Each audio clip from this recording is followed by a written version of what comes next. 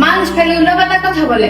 বুকের উল্লা সরাইয়া টিকটক প্রতিবন্ধীদের মতন ভিডিও করস, তারপর পাবলিকের কাছ থেকে তুই ভালো ব্যবহার ডিজার্ভ করস। নিঃসন্দেহে তুই ঠিক কথা বলেছিস। আচ্ছা আপনারাই বলুন, আমরা কি খারাপ কাজ করতেছিলাম? আমরা একটা বিজনেস শুরু করতেছিলাম।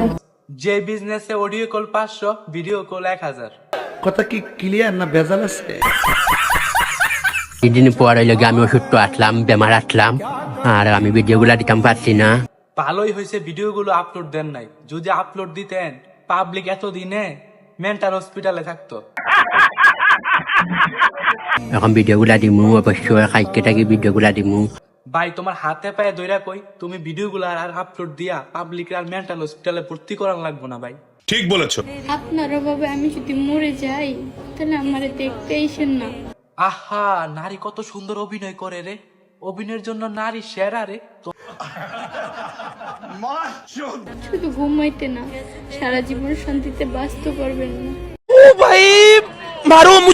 তোর মতন টিকটক প্রতিবন্ধী নারী একটা গেলে পদ্মাশীল নারী 10টা আসবো। এলাকায় পাত্তা না পাওয়া পোলা পাইন অনলাইনে বিলেন।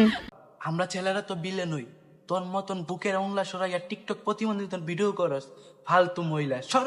আমি কি কাউকে গালি দিয়েছি?